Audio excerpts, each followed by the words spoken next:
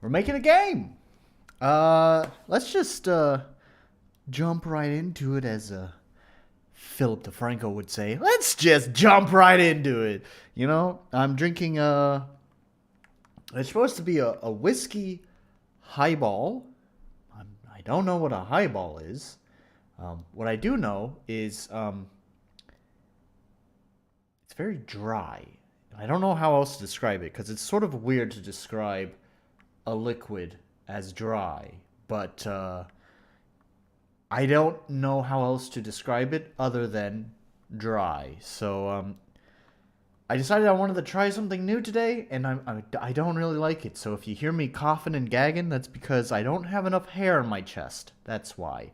Actually, I don't even know why I say not enough hair on my chest. Another reason why I don't know if this is really whiskey, or if it is whiskey, there's practically nothing in the bottle, is that it's only 9%. So, yeah, I got a Coke here to kind of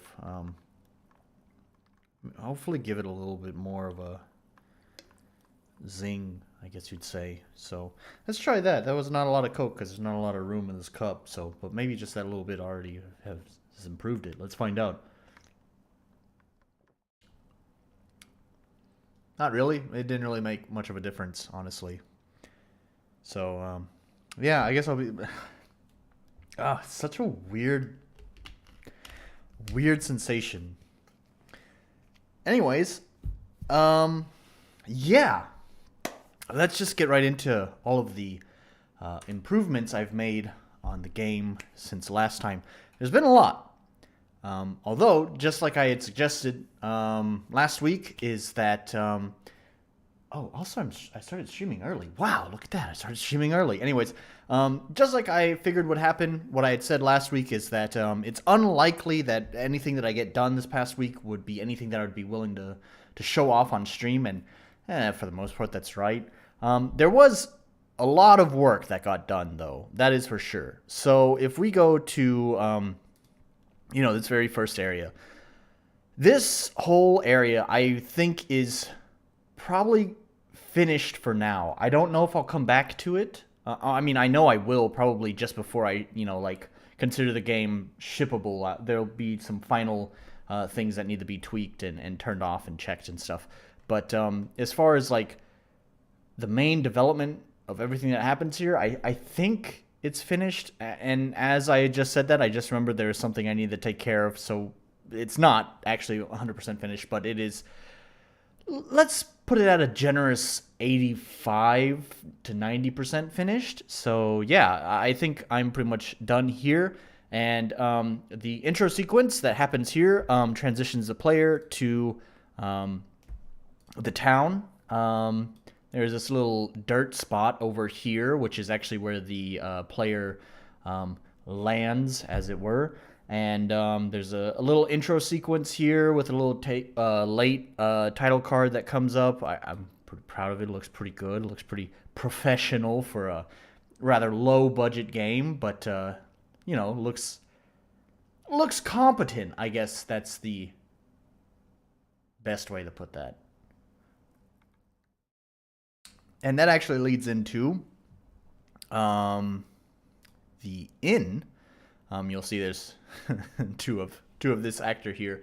One of them is made invisible during the beginning, and one of them is just for the intro sequence. So yeah, this is kind of where like the rest of the story begins to take place. And there's a long conversation back and forth between main character and this character here, which eventually leads to which I can show that off here. You can see everything that's done here. Lots and lots and lots and lots and lots and lots of stuff. So, yeah, it's quite a lot that goes on, and that eventually leads out into the town again, where you can see her here. This is the one that controls all that. So I haven't actually finished this part yet, unfortunately, but yeah. So that leads out to here, and she will ask the player. So here's the thing. I think if there's ever going to be a complaint about this game that I can foresee coming is that the intro is really slow. There is too much talking. I started getting kind of concerned about the amount of dialogue and the lack of the player doing anything. Like I felt like we started reaching like Metal Gear levels of like storytelling and dialogue, and a whole lot of the player doing nothing but clicking the space bar to progress the text. Um, so, yeah, it kind of sucks. I wish I could make the dialogue more streamlined, but on the other hand, I'm actually pretty satisfied with the dialogue I've written. Um, yeah, and so what I wound up deciding to do here is this player is supposed to kind of take the. Did I say player? This NPC is supposed to take the player on a tour around the town to kind of you really let them know like what the levels are. It's more about not really the town itself, but more about here are where the levels are and what to expect in those levels. Um, and also to kind of inform the player that they can really tackle them in any order that they want. Um, However, I also kind of realized that it's not super necessary, and so since there's already been a lot of talking, what I wound up doing is I decided to actually just have this NPC ask the player pretty much, do you want to take a tour of the town? Yes or no. Um, and at that point, the player can decide whether they want to take the tour or not. And so yeah, it's a lot of fucking scripting here that happens. Scripting as in not programming scripting, but scripting as in dialogue and making the actors move on the screen and stuff like that. So I think that had been a large focus this week. It's still not completely finished currently, so it goes counterclockwise, starting over here. She leads the player over here and talks about this option, and then it fades to black, fades back in down here, and the players and the player and the NPC walks down here and talks about this direction, the whatever the level down there, and then fades black, comes back in over here, and the NPC and the player walks this way.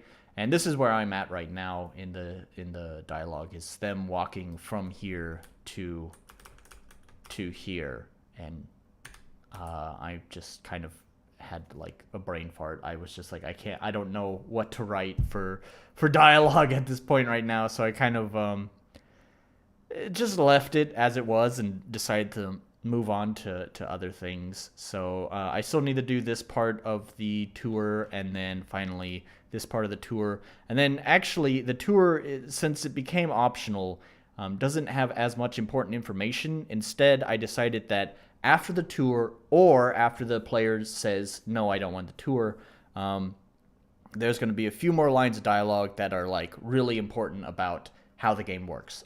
One, making it clear that, making it explicitly fucking clear that you can tackle these levels in any order, including going to the final boss, which I plan to be this way. Explaining how the death mechanic works in this game. And I think those two are those are the two things that she's going to talk about. So yeah, whether they take the tour of the town or not, that dialogue on freedom of choice and death will happen. And that still needs to be done. I haven't done that yet.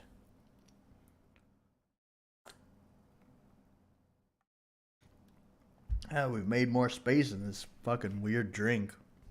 Let's try to throw a little bit more Coke in there, see if it kind of lightens it up.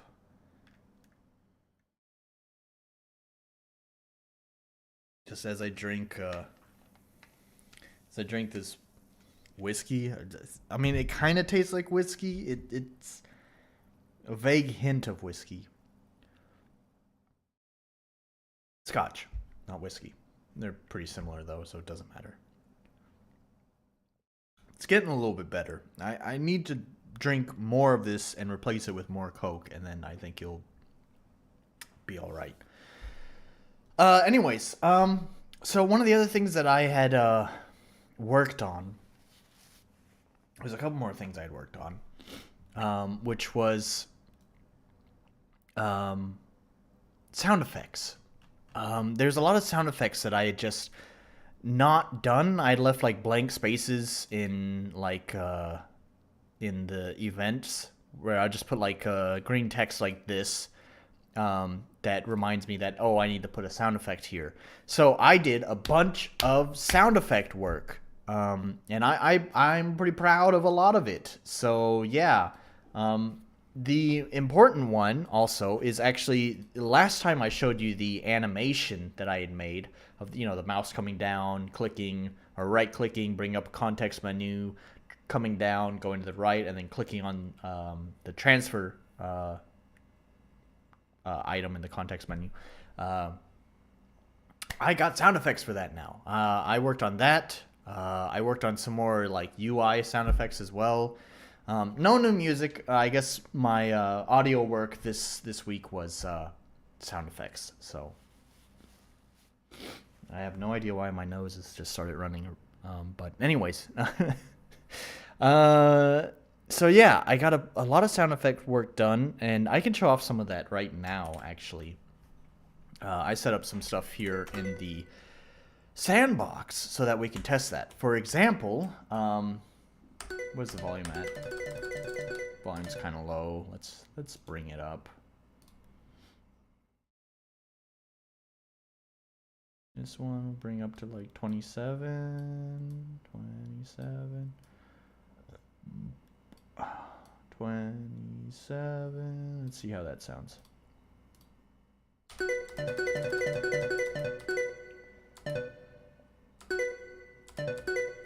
It's probably fine. Yeah, it's pretty close to my speaking volume. Actually, it kind of looks like my speaking volume is pretty quiet, so let's kind of crank up my microphone a lot.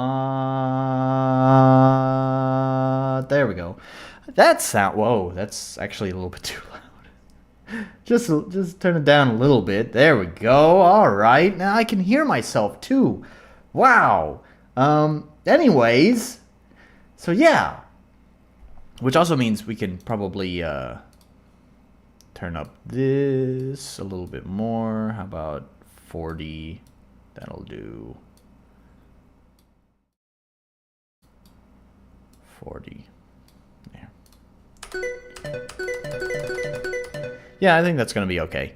So, anyways, so we can show off the sound effects. So let's just play the animation.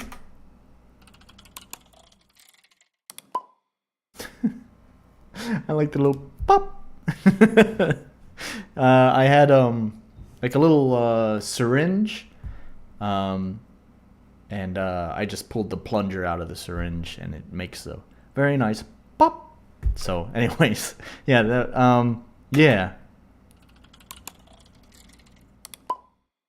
yeah, those are the sound effects. The like little like rattly noise when it like comes down is I had a comb that I'd like pulled the little things on, the comb bits on. I had pulled those, like dragged my finger across it, and then just, you know, applied some like different effects to it and made it kind of sound like spacey and stuff. And yeah. And then of course you have the mouse, which actually I sampled my own mouse, so you had the right click. Yeah, that brought up that. Hang on. So you had the right click, and then you had the right. Don't do that. And then you had the left click. So yeah, yeah, I had a lot of fun making those. Those were fun. So what else? There's some sound effects I don't have like set up here to show off. I mean, it's not super important. You'll get to experience it whenever you play the game. I'm not going to show off every sound effect, but you know, one thing that I will talk about is that whenever, like, in the first game, in my first fiddle game, which you should go check out on itch.io, it's free. I used like instruments and stuff to represent whenever a character started talking. Like if one character was talking and then someone else started talking, whenever they started their dialogue, it would play a sound effect. This was especially important for that game because I used neither the name box to indicate who was speaking, nor did I have any sort of like visual novel elements like the picture in the screen or anything. So there wasn't that many characters, and I think Fiddle had her own like little in the dialogue box. There was like a little picture of her face, so at least there was some indication. But it still felt pretty important to have some sort of like cue that indicated that someone else was now speaking. I've continued that because I kind of liked it. I thought it was cute. So yeah, I've made some more sounds. Oh, this is something else that I can show, is that now, just like in, I was thinking of like in Pokemon, although I'm sure Pokemon is not the only game that does it, but whenever you progress the text in the dialogue box, there's always like a little short little bing, right? So like when you press A to progress the text. So I've done that as well. That little ding. So whenever you're reading through text, it'll play that sound effect. So anyways, Fiddle Speak is yeah, Fiddle Speak is the same one as the previous game. So that hasn't changed. I did actually raise the volume of it though because it was really quiet. But it's otherwise the same. Viola Speak. Viola is a new one. So there's a new one to represent a character. And then also piano. So yeah, those are pretty cool. I don't have anything assigned to Shadespeak yet, and then these thunderous ones are the same ones from the previous game. These ones were used to represent the Maker, the bad guy. So these were his voices. You'd have a dramatic boom, and then a slightly more muffled boom. So yeah. Yeah, so those are the same. Those haven't changed. So, yes, that's that for sound effects. Like I said, I think that's probably everything. There's a couple more but you'll experience those as you play the game. So it's not really super important that I go through every sound effect. One of the other things that I did do as well, I at least started it. I only started it last night. Was starting the area, I guess, for the first level that I'm gonna do. It's not the first level because, like I said, it's you can do these levels in any order. And second of all, actually, if there was supposed to be an order, as far as like, if you think of like Mega Man, whenever you have like the different bosses that you can challenge, you could technically challenge them in any order that you want. However, there was sort of an ideal way of handling them. And there is, I guess, that to a minor extent here, where like at the beginning of the game, you're going to be more effective with your stuff, your stats and your skills, by going to probably the cave level first, is the way that I've planned it, and then the forest level second, and the beach level third.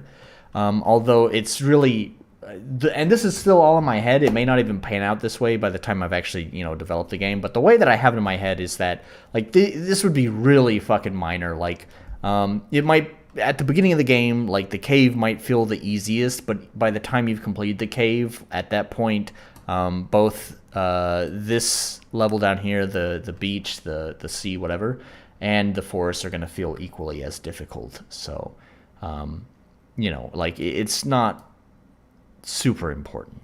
So anyways, I just wanted to go ahead and start developing the forest first because I don't know, it just seemed more interesting. However, I've kind of somewhat regretted it because I hate these fucking tiles. I mean, it's beautiful artwork. I really do. I really do like the artwork of the tiles, but holy shit, the fucking shadows are so annoying to apply. I hate doing these fucking shadows. I really do. This right here took me forever to do, just this little area, because I was fighting with how these tiles layered. This is not entirely the artist's fault. This is RPG Maker's fault. I know MZ, the newer version of RPG Maker, has slightly better control over like what tiles are, like what layer you're applying the tiles on. It still seems very, very limited. If I remember correctly, it's still like 4 layers and that's it. But at least there you can like switch between them. In RPG Maker MV, it just automatically stacks. So like you apply a tile on the first layer, and then the next thing that you apply automatically goes to the second layer, and then the next thing you apply automatically goes to the third layer, and then the next thing you apply automatically goes to the fourth layer, and then the next thing you apply goes on the fourth layer, and the bottommost layer just gets deleted. So there's just 4 layers as far as I'm aware. I think it's 4. It's whatever it is, it's very limited. 4 actually even sounds more generous than what it is. It might only be 3 layers and that's it.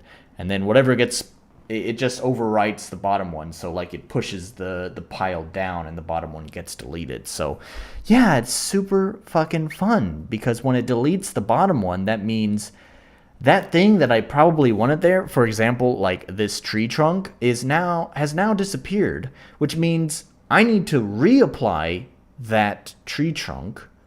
But by reapplying it, it's now on top of all of the previous layers. So basically, I have to redo all the layers, and it's so fucking annoying.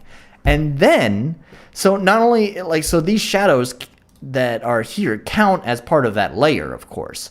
And then getting these fucking shadows to like line up properly and look, you know, correct is a real fucking nightmare. I hate this so much. Getting these stupid motherfucking tiles to work. And I hate it so much. I don't know if I want to work on the fucking forest because if I have to apply these shadows for these fucking trees all over the place, it's gonna take fucking ages. And it's not even gonna take ages for a good reason. It's gonna be because I can't figure out which one of these motherfucking shadows is the one that needs to connect properly to make it look right. And God forbid that there's already 4 fucking things on a tile, so then I place the new shadow and boop, there goes the tree trunk. Gotta redo all that shit. And here's the real annoying thing, right? You can have more than 4 layers. There's a little trick that really just kind of annoys me that you have to do this trick to be able to get access to more layers in your tiles. If you notice, there's a bunch of events just kind of laying around on the screen. Like here's an event and here's an event. These ones are actually important. So actually there's just 2 events, but whatever. It's a whole bunch to me because it's really annoying setting this up.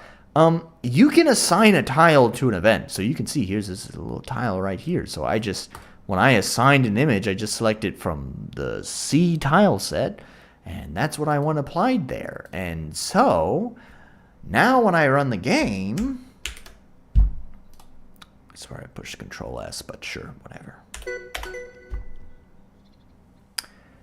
look, it laid the tile for me. Cool, which means you can do more layers than you're letting me do, but you choose not to.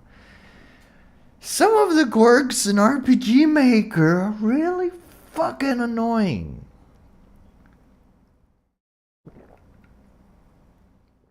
Just like this drink. It's not good.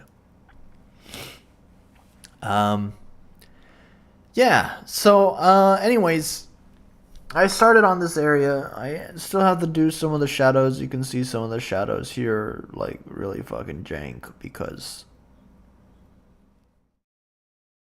I hate these shadows. They're so annoying.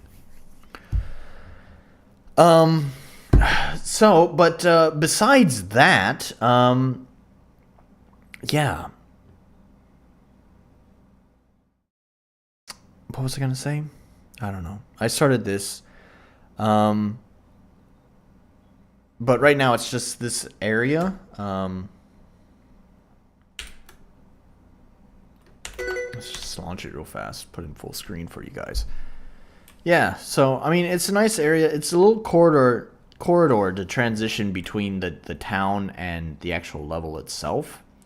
There is a functional gameplay reason for this. Not only does it just, I don't know, to me it's kind of nice. Gives kind of like a mental transition too, I guess you could say. Not only does it give that, but also it allows me to set up some parameters before entering the level, and that just kind of ensures that when the player does enter the level, that hopefully nothing will go wrong, because it basically, you could consider this like a buffer zone, that this is what's going to be setting those parameters beforehand. So when you enter, it doesn't need to set the parameters and then apply the parameters to whatever they're controlling. Those are just already set. So, you know, to me, it seems like a more efficient way of doing the calculations, I guess you'd say. The logic. Oh shit, it's gonna play the beginning. Hey, there's that late title card I was talking about. Yeah, so there's that. And that's gonna be everything that I did this past week. So, like I had suspected, it didn't take me super duper long to get through everything that I did. And so that means we can actually work on something during the stream instead of me just recapping what I've done this past week. And that's good, because I already have some plans, and we'll talk about that. So, here's the idea. I need to make some adjustments to the combat mechanics, just to kind of refine them a little bit. And so, one of the things I wanted to do is that there's 3 element types that are in this game. We have wind, fire, and lightning. And the player will start with all 3 of those element types. And for the most part, I wanted their damage output to be more or less exactly the same. However, I wanted to try to come up with a way to differentiate each ability to hopefully kind of encourage a player to, I guess, spec into one element or the other to be able to make that decision. Like, as far as the player's growth goes, like just leveling up, you cannot really specialize in anything. However, there is some gear that you could purchase that would help you specialize with certain elements. And that's kind of what I wanted to do, is I wanted to have some sort of interesting gimmick to each element. Nothing like too big, but just something to kind of set them apart. And I actually already started working on that, and I think I have a pretty good idea. So, it really all comes down to the states that get applied. So for a quick refresher, let me go ahead and show the combat. You might get to see some of these effects in action because they've already been applied to the skills. So maybe you'll pick up on what I've done to differentiate these elements. I'll stick with lightning because it might not be as clear with lightning. So I'm just going to level up. I'm going to refresh the scene so I can level up the... No, actually, I don't need to do that. Yeah, I don't need to do that. I'll just talk to this guy. Yeah, it's pretty loud in my headphones. Turn that down a little bit. Alright, so, yeah. So in combat, we have your 3 skills here. Like, we have wind, fire, and lightning. So... first we need confidence points, which are basically your magic points. So I'm just going to go ahead and restore those first right now.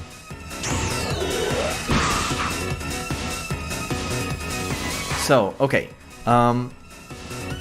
So, now that I have some confidence points, I can show you how this works. So basically, whenever you use a skill, you can read in the description there, does shock damage to the single target, has 30% chance to apply shock susceptibility. So this was kind of an extension of an idea that I had with my previous game, Fiddle and the Maker's Trial. Go check it out on itch.io. And it was that you could, there was sort of like, I guess you could say a hidden mechanic, where you could stack damage. So like if you used one skill, it would apply a weakness to that skill, is the way that you could think of it. So then if you use that skill again, it would do more damage. And so I've taken that idea and have basically built a combat around that, where now you stack,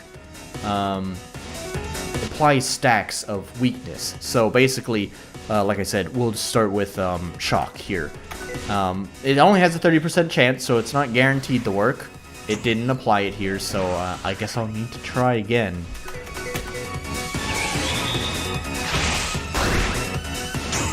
We'll just keep trying until it finally applies it.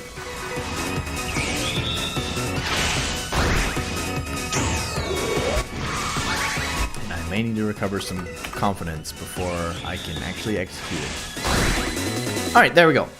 I have applied 1 stack. So if we check, you can see at the top of the screen here, there's a 1 there to indicate that there's 1 stack of weakness to electricity. So, yeah.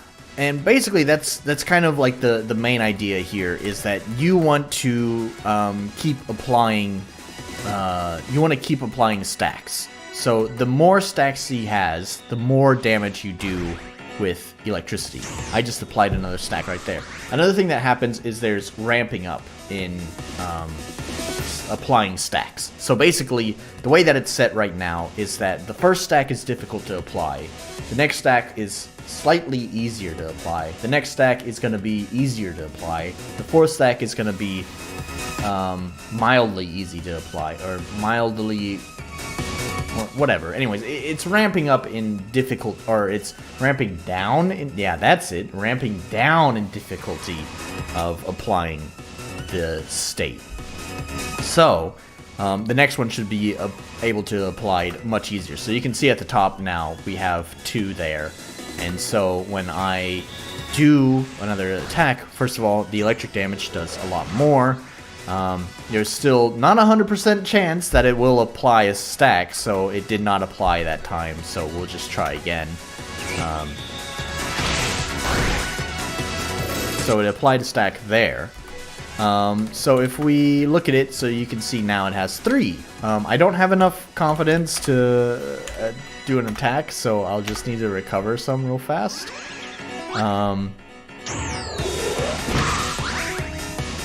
So, and this is the idea, is that you'll keep applying these states and keep building up the stacks, and you'll see that you'll start doing more and more and more damage. I think it goes up to 200% damage at max stacks. The max stacks is 5, so it's a 20% increase in damage for each stack. So Yeah, that's the idea here. And I may change that. And I do feel like maybe actually 200% is a little bit too low. I feel like it should feel more exciting. Like you should be doing like basically nothing. Because this is kind of like the core mechanic, right, of the combat system. So if you could just like skirt by not actually engaging with doing the stacks, then, you know, it sort of makes the stacks pointless. So I don't know. I may change that percentage later, but right now that's where it's at. Is it's 20% per stack up to a max of 200% damage, or one. It's 200% damage total, 100% over your base damage. Yeah.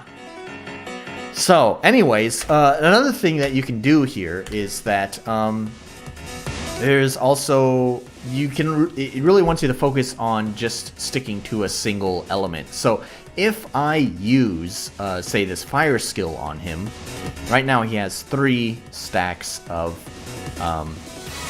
electricity weakness, of electricity susceptibility. So if I do this to him, now he is no longer susceptible to shock damage, and instead has been it's been replaced with fire damage. So now he's susceptible to fire damage. So yeah.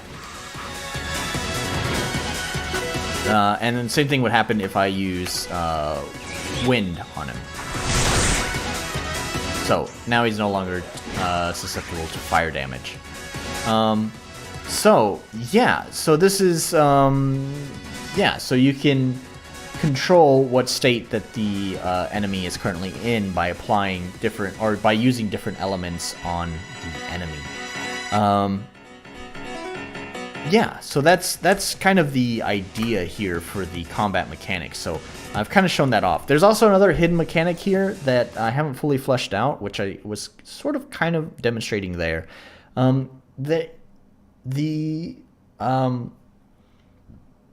Excuse me. The elements have a relative weakness as well. You can kind of think of it as like a rock, paper, scissors kind of thing, where even though this current state, maybe you have 5 stacks, so you're dealing 200% damage, but also this current element has a super effective element. So I'd call this like state juggling. So basically what you do is, really at any point you can do this. I think the next element up does 50% damage over the current stack. So basically at 200% damage, you'd do 250% damage if you use the relative element.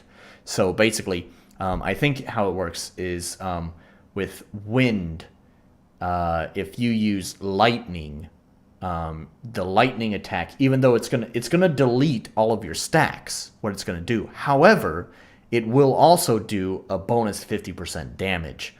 And so the idea is that there's also a juggling system here where you can basically just build up a stack and then hit them with the next element, the relative element, and then build up a stack, hit them with the next relative element, build up a stack, hit them with the next relative element, and then basically you're kind of juggling the elements there. So that's also something that I want to work on. I think it's pretty cool, and again, it's kind of like a hidden mechanic because I don't explain it anywhere and it's not obvious.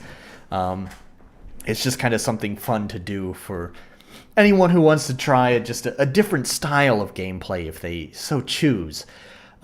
So one of the things I did, and you kind of saw it happen there in that demonstration that I just did, you kind of saw some of the special effects of each element. So these special effects are actually applied by the state and not by the attack itself. So the attacks themselves really kind of just do the same basic damage, other than the fire, because the fire one is a little bit special, and that's a good segue into how this works. So, to make each element feel unique is they have a special additional parameter to control some sort of some sort of parameter. So they have an additional parameter to control some other parameter. So for example, right here, this is the blustered is the wind state. And you can see here that basically what happens is there's negative MP regeneration. So basically this means that per turn, as long as this state is there, the enemy's MP is going to drop. And so this does stack as well. So basically that's 5% with one stack and then 25% at 5 stacks. So you could basically be dropping the enemy's MP by a quarter each turn if you have five stacks of this state on them. And so I kind of wanted to give something interesting like that to each element. So shocked, this one was interesting. You'll see that there's a bunch of code down here in this box. I did not write that code. Thank you to Yawnfly, who just posted the code online for me to just copy and paste. Basically does the job here. What happens here is it has a Pokemon style paralysis effect. So in Pokemon, the paralysis effect basically has a chance of disabling the user from using an attack for one turn. And that just randomly rolls when they take their action. So either they take the action and there's a % chance that the action will succeed or will fail. That's a more simpler way of putting it. And so there is a paralysis system built into RPG Maker MV by default, but it basically what it does is it is a 100% while this state is applied, no action will be taken. End of story. Like you are not gonna do anything while this state is applied, which would definitely make the shocked state a little bit overpowered. Just a little bit. So, I went with this Pokemon style. Excuse me. It came on quite suddenly. So, yeah, I applied this Pokemon style of paralysis. And I haven't been able to confirm. I did some testing. I'm not completely sure if this stacks with the state or not. It would be cool if it does. But I played around with the value here. This is the success rate here. I played around with this and I got a number that I think is comfortable, regardless of the number of states that are applied. Because the other thing is that I have a feeling the way that I kind of want to do this is that the states can also be applied to the player. So I don't want anything to feel like unfair to the player, because if they also receive these same kind of states, then it could be debilitating. Which, speaking of debilitating,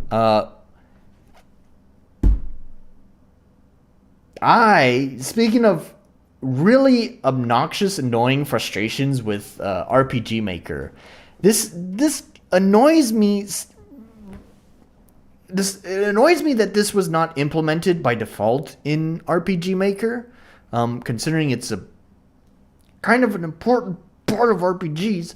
But it also kind of annoys me that fuckhead Yawnfly, I know I was just saying the cool guy for making this code available for me to just copy paste, but still, fuckhead Yawnfly, for charging fucking people for something that really should be just fucking default in the game. That brings me to Burned. So I was saying how all of the elements, the attacks themselves basically do the same numbers and damage, except for Burn. The fire attack doesn't. And that's because the fire attack, I wanted to apply a damage over time effect.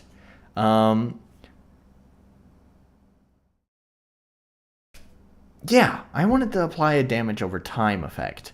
And stupid motherfucking RPG Maker, their only method of damage over time was a % reduction in health regeneration. Percent's kind of a problem because, first of all, if we're talking about a percent that's now stacking with states, is basically even at 1%, the minimum percentage that I could apply for the negative health regeneration, 1% is the smallest amount. So that means at 5 stacks, that's 5% HP with each tick. Not a big deal for your regular mooks, your regular enemies. No problem. Big problem for bosses that may potentially have a lot of health. I have this little orc guy over here that you just saw me fighting. He has a bucket load of health because he's kind of just my punching bag to test out certain things. And I could kill him with those percent ticks because a percentage of a big number is a big number. So it's really fucking annoying that RPG Maker does not have a default way of just doing less, like setting a formula for the ticks of the damage over time. So that's annoying that's not there by default, because it feels like a pretty important part of RPGs is usually, like poison and stuff like that. Like that, usually there's always this damage over time skills, and I feel like being able to calculate those well is kind of important to RPGs. So like I said, it's annoying that's not really there in RPG Maker, but also fuck Yawnfly, because as far as I could tell after Google searching for quite a bit, I feel like I didn't use the proper terms, but I really kept trying to change my terms, try to get better results coming up in Google, but I just couldn't find anything. The only person who did a better system of damage over time is Yawnfly, and so I just wanted that one plugin of theirs that improved the damage over time formula. However, you can't just buy one motherfucking plugin. You're gonna be spending $10 to buy a whole bucket load of plugins that I don't really fucking want. I'm using some of them now because it's like, fuck it, I bought the thing, I might as well fucking use them, but I didn't want them. So it probably annoys me more right now because I'm not really in a position to be buying stuff. So, if I was maybe a little bit well off, it wouldn't rub me quite the wrong way so much, but it still really fucking annoys me that it's like, this shouldn't, I don't know, either offer an option to spend $1 to buy that one plugin instead of $10 to buy 30 plugins. If I buy the bundle, obviously I would get a discount, but what if I don't want the other 29 fucking plugins in the bundle? Which, by the way, is a bloated number anyways, because a number of the plugins that come in the bundle are actually free plugins anyways. So, I feel like $1 for a plugin isn't asking much, and at least that way I'd be able to, fucking get the plugin I want and not have it anyways. It annoyed me. It annoyed me a lot. But I guess it's neither here nor there now because I bought the stupid plugin set. So, yes, all of that story was to basically say that, now I have the damage over time formula, and it's such a simple formula. It's such a simple formula. This is all I wanted to do. And I think this is another reason why it really annoyed me so much, is because it's so simple. I wasn't Yawnfly in their description was talking about how you can now with this plugin you can do all sorts of wacky calculations on your damage over time formula. You could do your magic attack plus your physical attack, subtract the enemy's defense and magic defense, and that's the damage over time. And it's I don't want to fucking do that. Here's what I want. I want a flat fucking number. I don't want pluses and minuses and divisors and multipliers or, stats and all that shit. I want a flat fucking number. You can do it with heals, right? Like in RPG Maker, like you can either heal by percentage or you can heal by a flat number. I just want the flat number.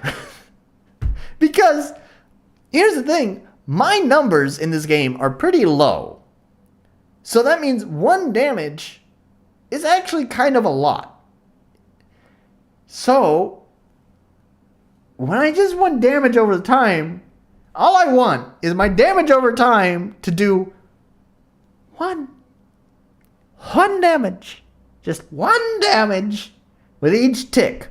And again, there's the state stacking, so, that 1 tick will kind of go up as you stack states, but, you start with 1, and the next time you apply it, now you have 2, and the next time you apply it, you have 3, and the next time you apply it, you have 4, and the next time you apply it, you have 5, and that's the max rank. But considering, my numbers in this game are low, 5 damage is a lot of fucking damage, and that's ticking every turn. Right? So,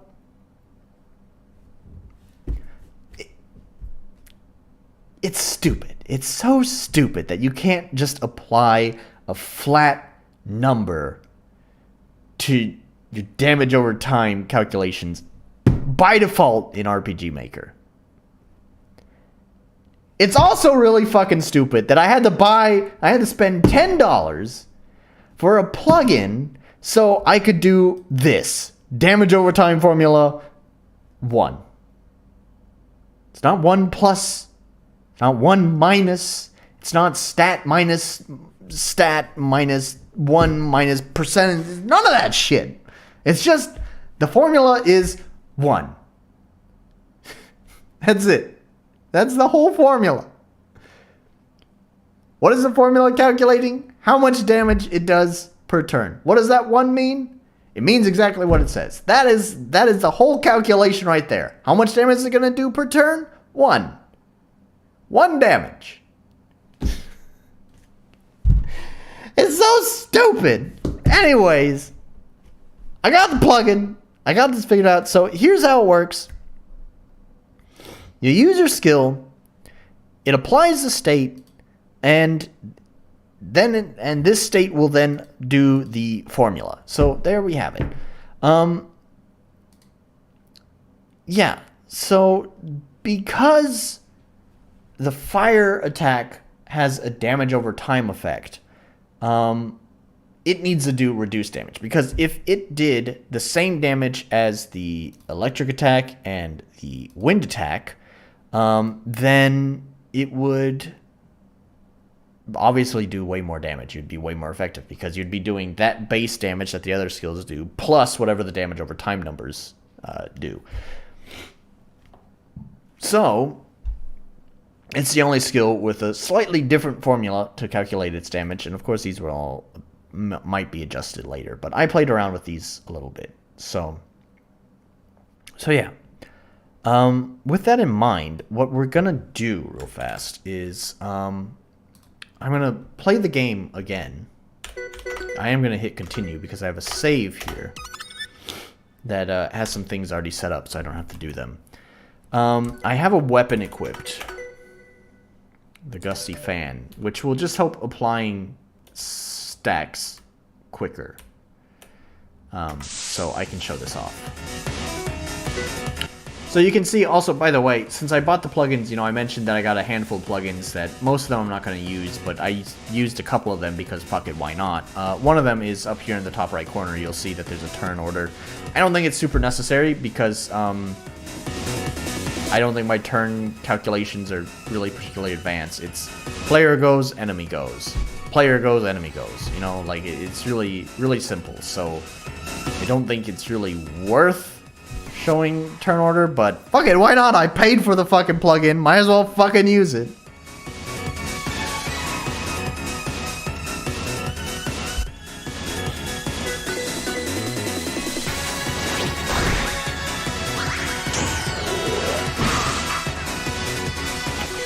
So yeah, you can see that applies the wind susceptibility every time. And what this one does right now is it reduces their MP regeneration. So it starts. He has 100 He has 100 MP, and it does 5%. No, not 5%. What is it? Is it 5%? It might be 5%. It's weird that it just ticked 16 there though, because it shouldn't tick 16. It's 5% per stack. So the max would be. I don't know why that is, but anyways, I think it's 5%. So then, if you had, I think I had mentioned this earlier. So at 5 stacks, then this ticking a quarter of their MP off each turn. So, yeah. So that's at 20.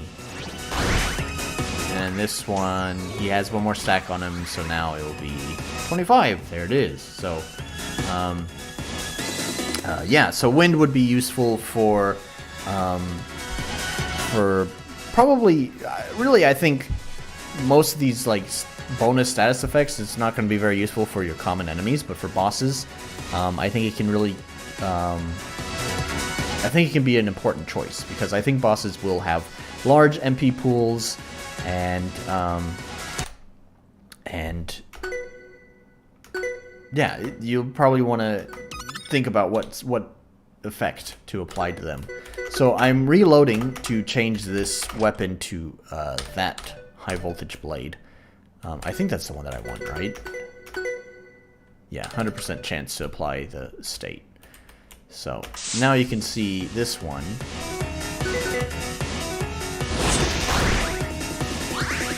As I said, it applies a paralysis effect. So there's a chance that the enemy will be unable to attack.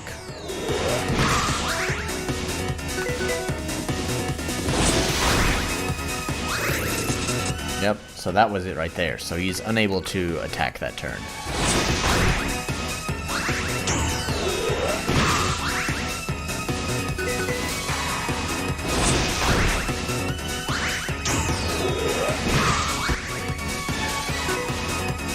So he's at 5 stacks, and like I said, I don't think this stacks.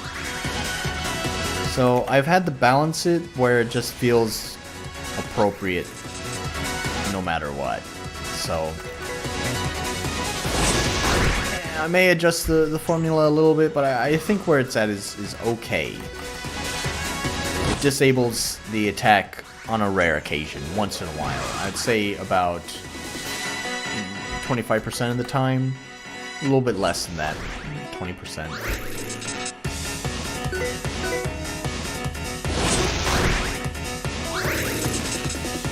Sometimes you get lucky and it rolls twice like that, so you get an idea of how that works. I don't have any fire weapon to quickly apply stacks, unfortunately, so rather than reloading the game, I'm just going to go ahead and now swap over to fire, and we'll just cross our fingers and hope that... Well, okay, there's one of... I'm surprised that triggered so quickly. So here's one of the other effects that I guess is kind of like a hidden mechanic, but not really. I think players will become pretty aware of it eventually within the game. So they can reach an element critical state. And basically what this is that when they reach the element critical state, elemental attacks all elemental attacks will do a boatload more damage. There's also a secret damage type, which actually at this time there's not any attacks that deal the correct damage, but that does a fuck ton of damage when they're in a critical state like this. So if I just do this, it does a lot of extra damage, but it also clears all the stacks. So see, I just did 6 there, but when I was in the element critical state, it did 15. So it's a little bit over double the damage. And so if you already have the point of the element critical state is that it should be next to impossible to apply to the enemy when they have no stacks. And as you apply more stacks of element susceptibility, the easier it is to apply element critical. So once you have 5 stacks, I think it's like a 9% chance, 9 or 10% chance to apply the element critical state. And so once you can apply the element critical state, when they have 5 stacks, you'll be doing that 5 stacks plus the element critical state, which would be like, that's 200% plus the 250% of the element critical state. It's a lot of damage. That's a lot of damage.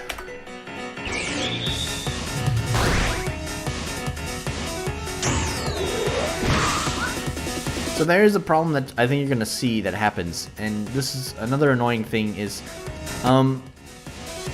when you, it's going to say that, just watch, it's going to say that they're become susceptible to lightning, and then they are no longer susceptible to lightning, despite the fact that I'm applying fire. So this is an annoying little quirk in RPG Maker that I'm going to have to figure out how to work around. So, the weapon that you equip, I was kind of hoping that it would just deal, like it would only affect your attack skill, this one, the topmost option. However, it also affects your magic skills too, which is kind of annoying. So that means any of the special effects that are on the weapon itself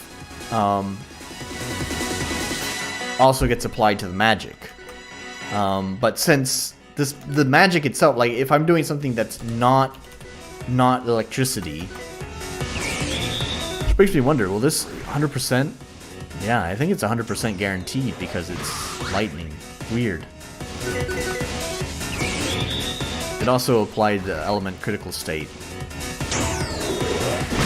So yeah, I need to figure out a way around this. So basically, if the weapon has 100% chance to apply the element susceptibility, that also affects your magic attacks, which is annoying, because I only wanted to affect the basic attack. I have an idea of how to do that. In fact, let's actually do that while I'm thinking about it. So here's the idea. I wonder if it'll let me do this. I think when you equip weapons, it's possible to have it add and remove. Oh, but shit, it has to be at the top.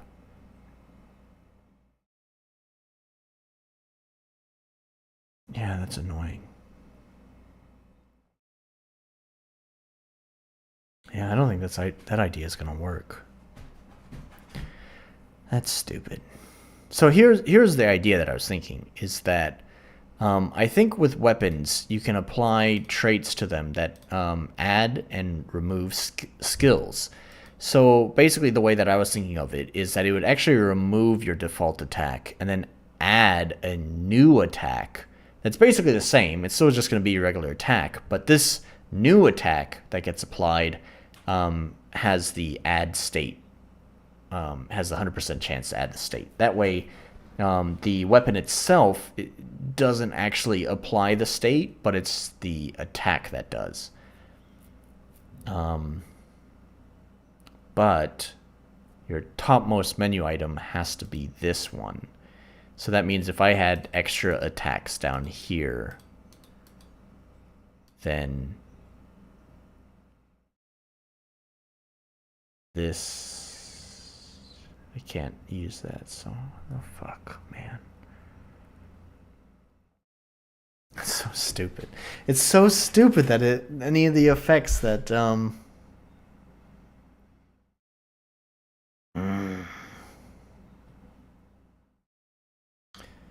I guess it might be possible. There's the common event. I could create a common event that basically just says if player has. I don't know if you can check for if the player has equipped. I think you can only check if the player has.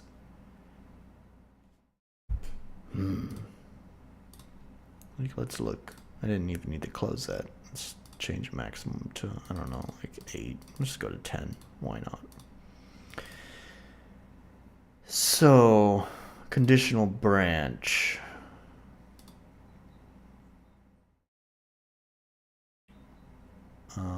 Weapon. But I don't think character is facing gold item weapon. There's including equipment.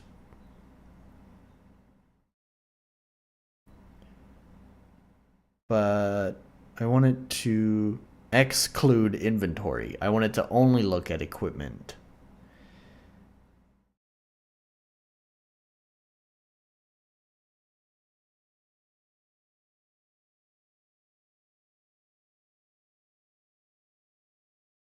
Oh, has okay, there we go. Yeah. So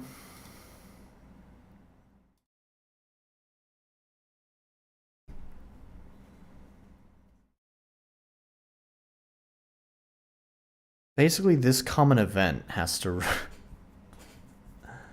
Oh, this is so stupid. So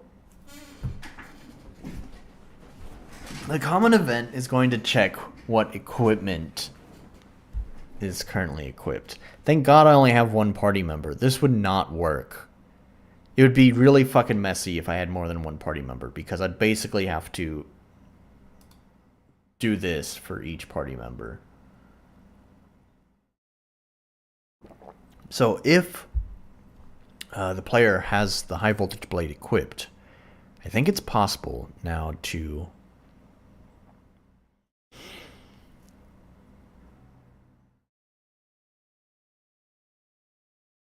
but yeah, I apply this to the attack, so only when it's doing the attack. Then you change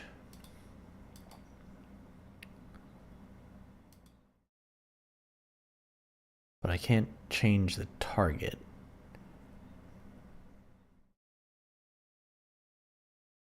I can change enemy state, but I can only either specify an individual unit or the entire troop. Can't say the target.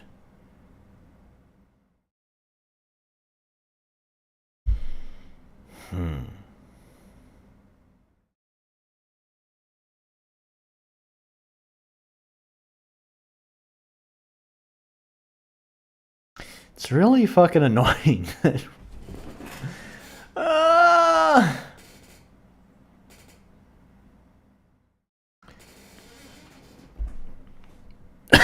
Do I need a fucking plugin just so this will work? Why do weapons apply their special effects to your magic attacks too? That's so stupid.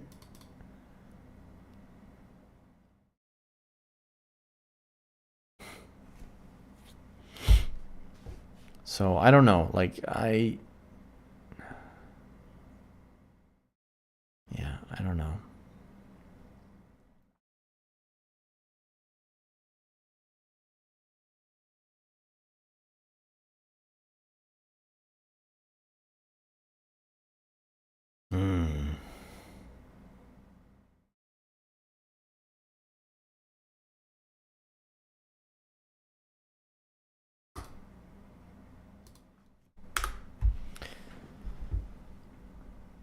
Maybe it's possible to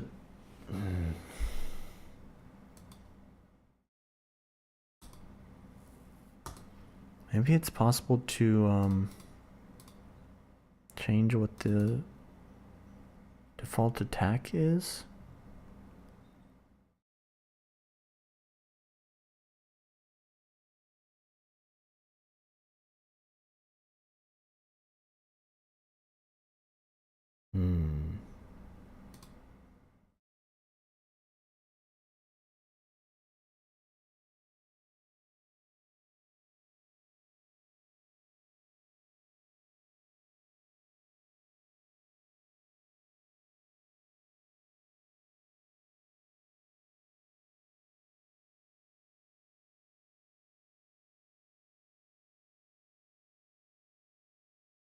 Hmm.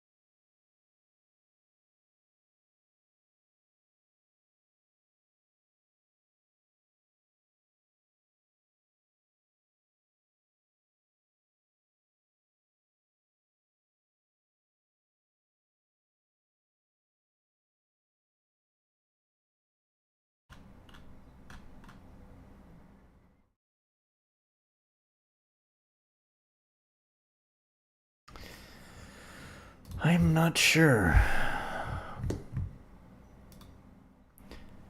Well, I might need a plugin or something, which is super fucking annoying. I don't really want to load my game up with a bunch of plugins. But I don't know. I don't know what to do about that. So let's see, RPG Maker.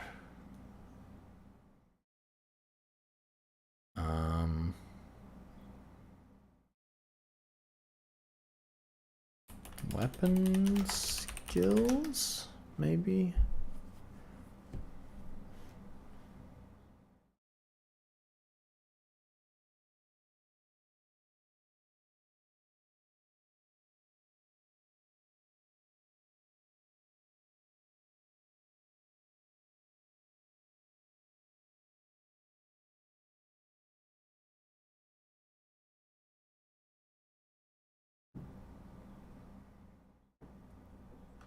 Yeah, not that.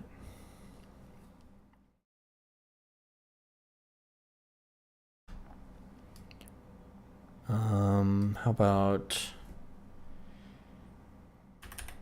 change default tech? I don't know.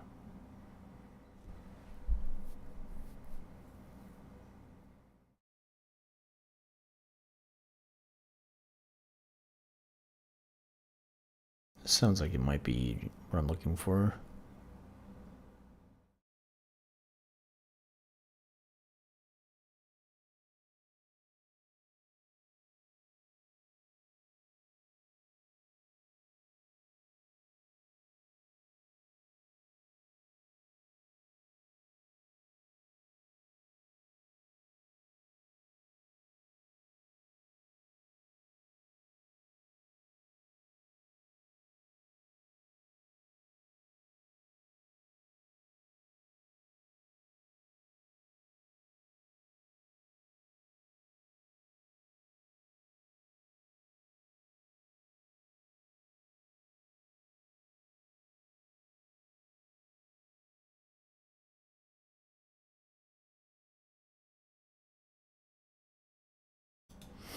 Let's see if this is it. Is this another fucking thing I'm gonna have to buy, or is it fucking free? What are you doing? It's another thing I'm gonna have to buy.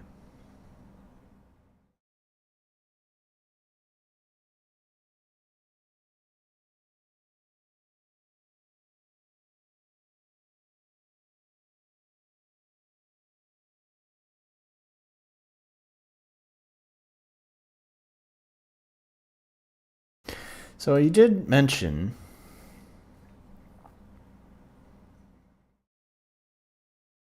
like that does seem pretty useful here, the replace attack with, but I gotta fucking buy another fucking $10 motherfucking bag for one fucking god plugin. I don't want all of this bullshit. I just want the one fucking plugin. I don't care about weapon animation. I don't care about any of... It's so stupid. I don't want all of this. I just want the one fucking plugin. I don't want to spend $10 fucking for one fucking plugin. Oh, motherfucker. Alright. This dude mentioned there's a default plugin. Let's just check that. Alright. If you look in RPG Maker, MV / new data / JS / plugins weapon skill.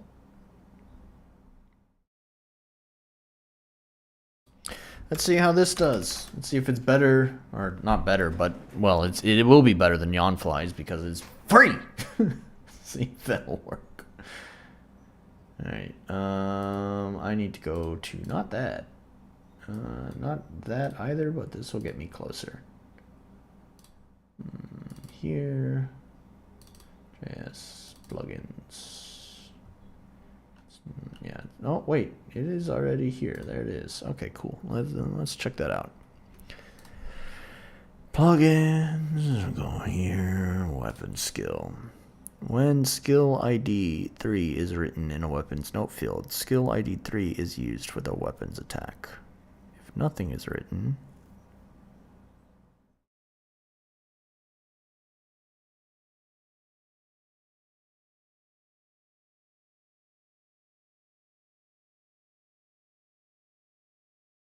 Can I change the ID? Does it have to be 3? Or is that just an example?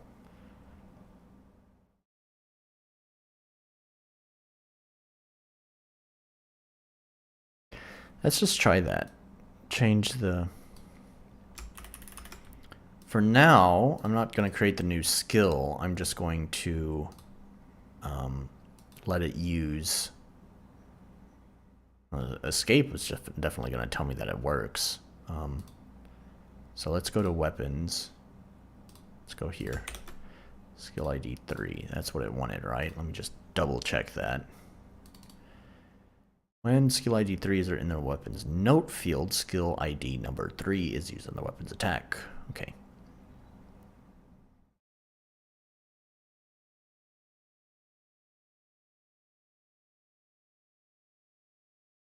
Alright, so escape is definitely going to tell me that it's working. And then once I know that it's working like that, I'm going to change the value to like a different skill ID and see if it still works then.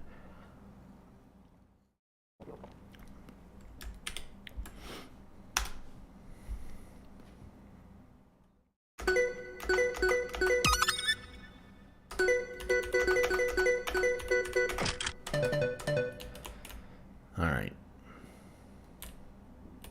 Let's try.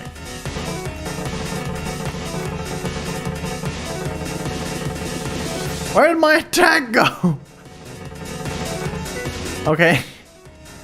Okay, so clearly something's happened. Maybe it just doesn't want to let me use that then? Alright, let's go to weapons and just change the skill ID to 5. I think that's one of my attacks, right? 5, yeah. So let's try that, maybe.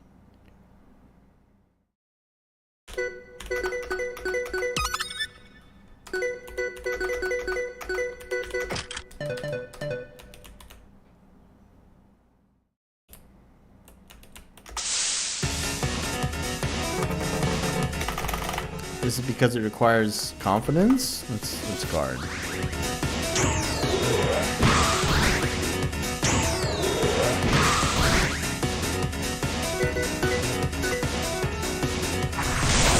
Okay. That works. Cool. Alright, then, if that's the case... Alright, then here's how this is gonna go, then. let's jump down to like, I'm gonna actually change this to like 50, and we're gonna go all the way down to 40. I probably don't need that many. 35. Still probably don't need that many. I think 30 is gonna be okay. It leaves another 15. We're gonna call this one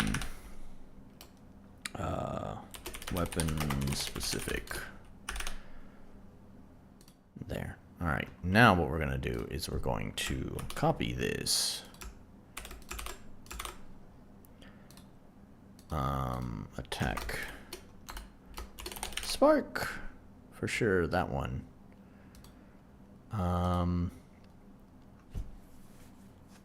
So, yep, restore confidence, and then we want to apply state. So we'll go here to the Faraday Surge.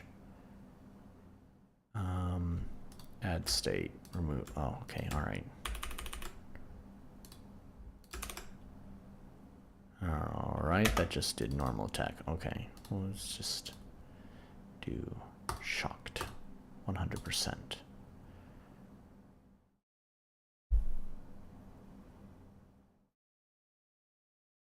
Is it still going to?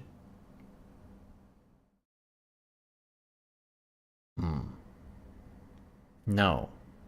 Right, I understand. Okay.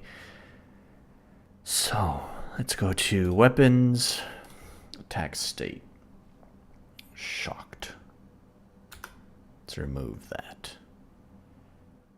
And we'll go to skills. And we're going to remove state. State, remove state. Blustered, 100%. And remove state.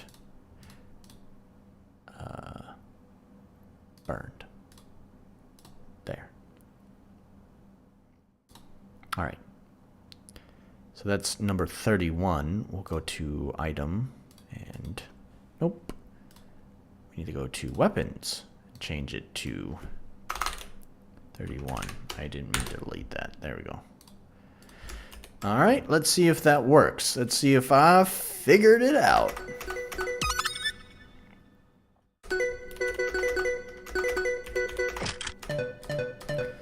So I did remove its default function, right? Which was just when using the weapon, it applies the thing. Yeah, that's been removed. Cool. So if it applies any states, that's because I changed its attack and it's working properly. Let's actually fight this guy.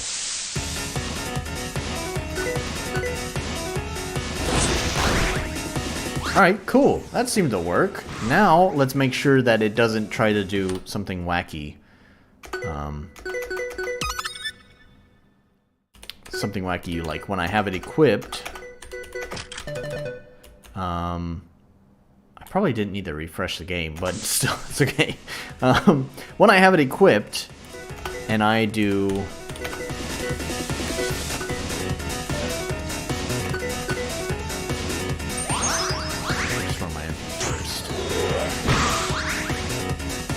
So, now when I try to do this...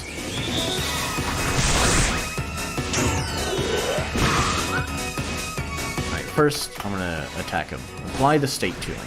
There we go. State's applied. So is it gonna say anything funny when I try to do this? It should say that it gets removed. That's normal. Yeah. Alright. Let's try to apply wind again.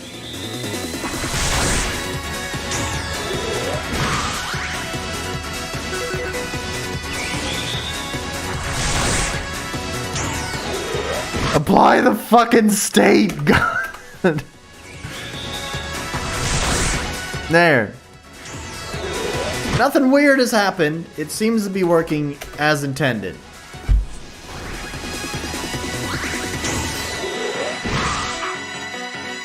Cool.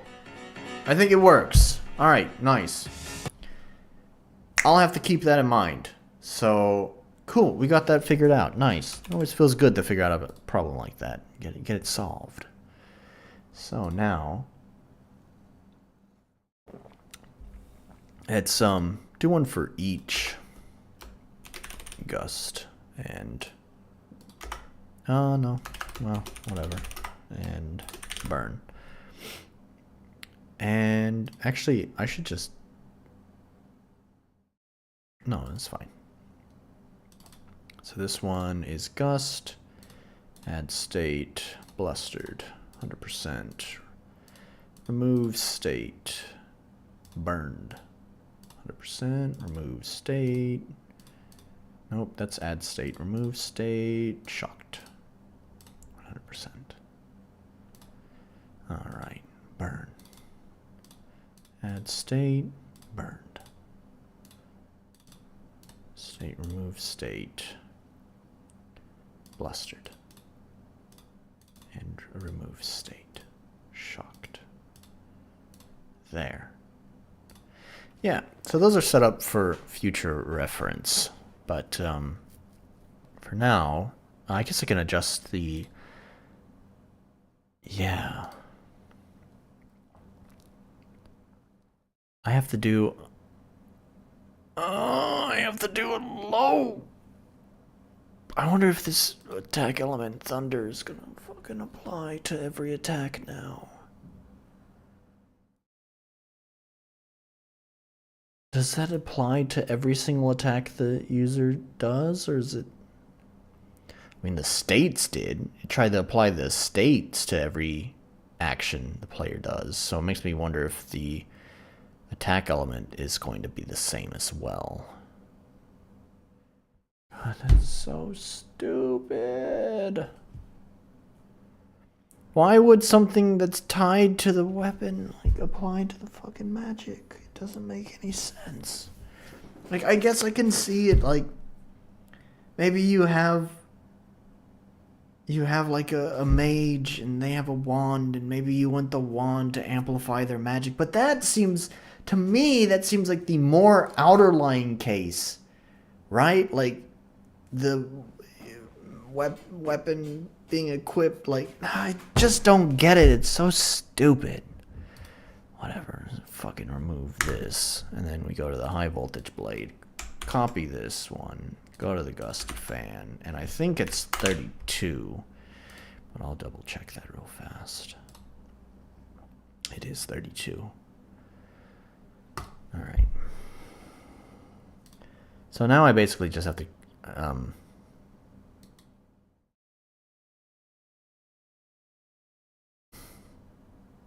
I just want to test this real fast, honestly. Yeah,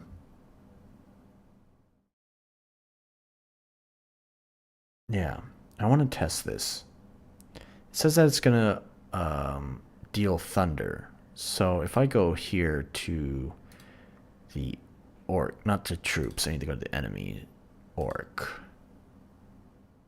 And element rate, thunder. Let's just set it to like 20%. So it should, or maybe 0%. So thunder damage does nothing to him. So that means, how is that going to work? Is it going to override?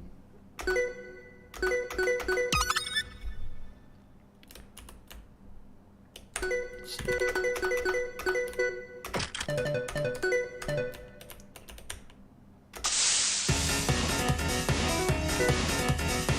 So, I don't know, first let me restore magic.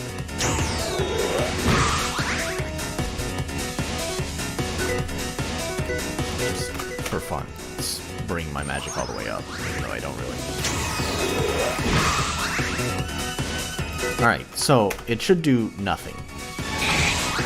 Yeah, that's good. That's working. So when I do this, 9 damage.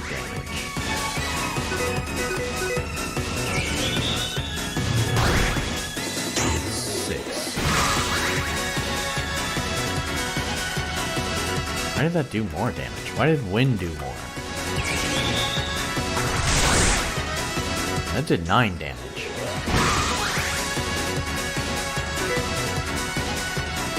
Oh, duh. The fire is supposed to do less.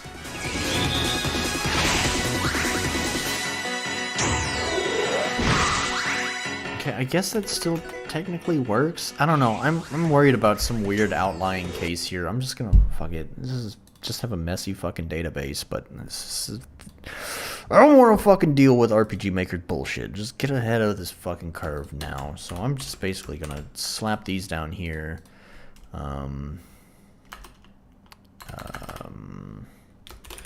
Shock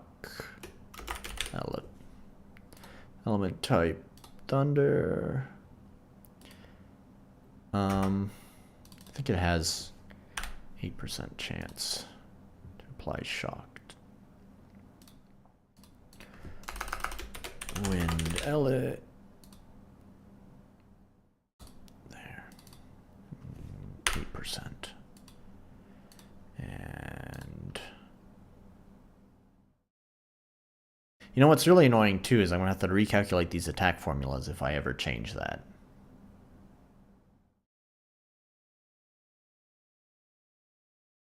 I'll have to do that for each one. It's so stupid. Oh, what is this? It's fire. 8% chance.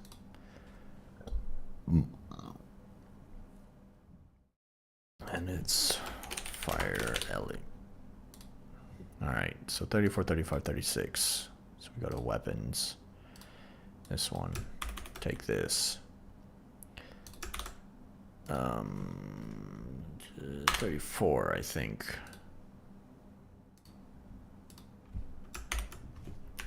$35, I think.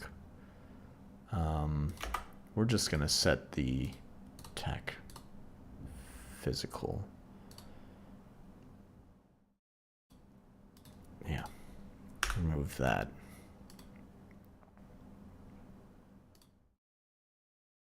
Move that attack element physical. Let's double check. 34 is shock. 35 is wind. Is that correct? 34 shock, 35 wind. Good. Alright. So, I just want to set that because I don't want to fucking deal with any weird outer line cases that may crop up. So I'm just going to keep it consistent. My fucking database is going to be filled with all sorts of garbage in here because I don't have to do that, but whatever. It's fine. Just fucking work around RPG Maker's fucking quirks. So, anyways, yeah. I think this is going to work because we'll see how well that works out. Maybe I'll be fine, but yeah, I'm glad we got that figured out. Alright, so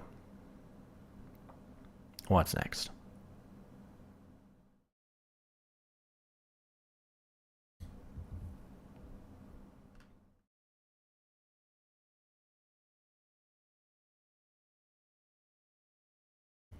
Right, so I guess, I mean, there's always balancing, but I kind of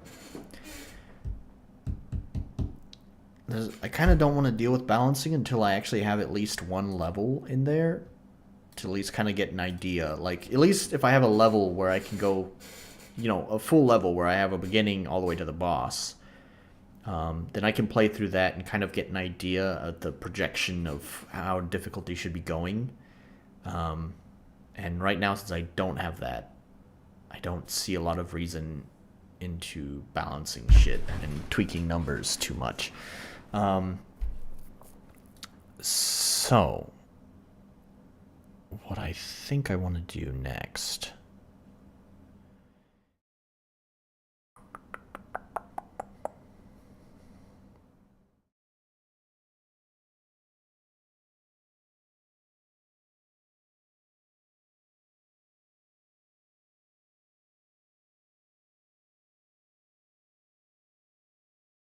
Yeah, I'm not sure, actually.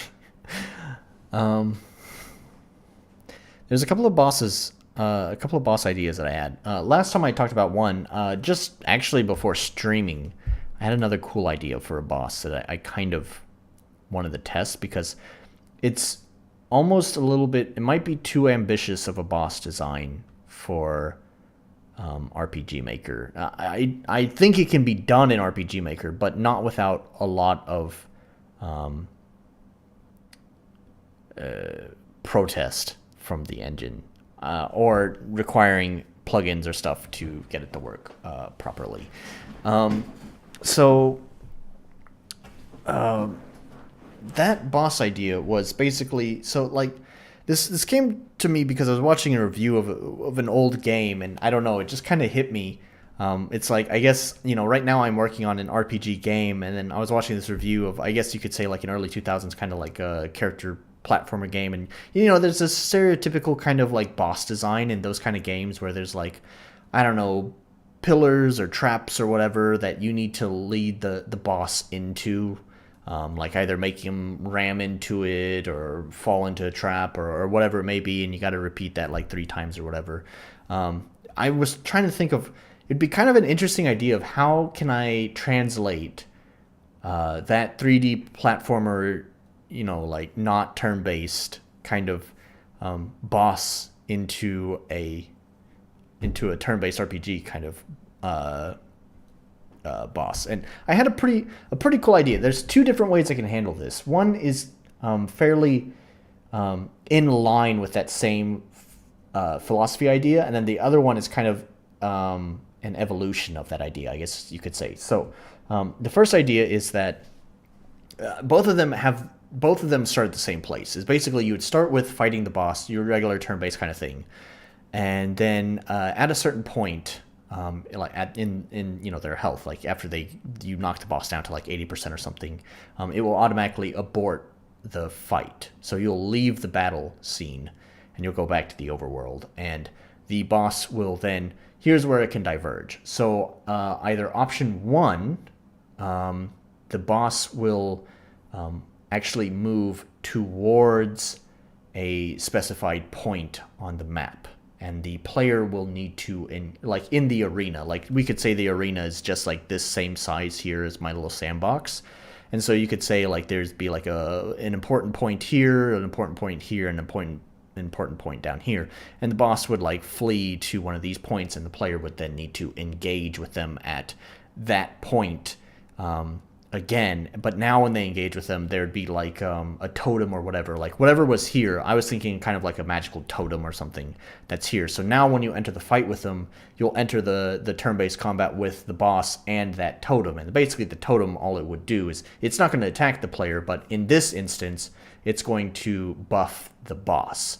And so basically the totem would have its own health pool, and you would need to defeat the totem to then be able to target the boss. So that's option 1. Option 2 is kind of the inverse of that, where when it leaves the scene the first time, the player needs to lead the boss to the totem, and then when they enter combat next to the totem, the totem itself will like maybe the boss has like some sort of shield or something that prevents the player from attacking. So now that the player is near the totem will like debuff the boss, so the player can attack the boss. Both of those have a couple of difficulties that RPG Maker might want to fight me on, though I kind of have some ideas on how I'm able to do it. Setting the boss to follow the player towards the totem is easier in executing the actual, like, the pathing for that, because there is a function built into the game already that tells events or NPCs to pursue the player. So that would be really easy. Is basically when you exit the fight, it would just flip on a switch saying, tell the boss to pursue the player. However, now getting it to execute the proper fight, like for the game to know what is the correct area to be in for the proper fight to execute. So like basically, here's what I'm saying. So if you are not near the totem, then if you get into a fight before you're close enough to the totem, then you would basically just enter a fight that you'd have to run from, where the boss would be difficult and would do a lot of damage, and so you would just need to run from that fight in the like from the battle, and then continue to lead the boss towards the totem. So now, for the game to detect that you're close enough to the totem for it to actually initiate the correct fight, where it's the boss and the totem in the scene, that might be difficult to execute. I have some ideas. I could do a region ID detection, but those always feel so fucking unreliable. Like I don't know if it's just the way that I programmed them or not, but it always feels kind of jank, I did region ID detection in my previous game. Go check it out. There was a special puzzle that relied a lot on detecting the current region that the player is in. It's an invisible path, and basically what it is the way that it was done is it turns through off, which means there's no collision. So it turns the collision off on the player when the player is within a specified region ID. Then surrounding that specified region ID is a different region ID, and it basically says that if the player now steps into this region ID, it needs to turn collision back on, fade the screen, and basically it would be the fail state. You stepped off the invisible path, you quote unquote fell, and then you respawn back at the beginning of the path. And what I notice is that using parallel detection, parallel calculation, logic, whatever you want to call it, to detect if the player is within the region, it creates weird frame pacing issues in RPG Maker. So it's like not something that I really want to do. There's always like, it's just like a minor frame, but like it's got to check to make sure. Like it kind of pauses when you step on the region and it says, is that the right region? Yes, it is. Okay, you can go. And I mean, it's super fast, but it's still like not as smooth as the rest of the game. It's still like just one frame where it's got to pause, double check if that's right, and then resume. And if you can imagine, like I have this path that you have to follow, and it goes like step, pause, step, pause, step, pause. And it feels bad. It doesn't feel very reliable. And again, I've just had other weird instances with the region ID detection. So maybe I can go with that. If I did that, maybe I'll just set a very small region around it. Like maybe here's where the totem is, and then just in the spaces around that is where the player would need to stand.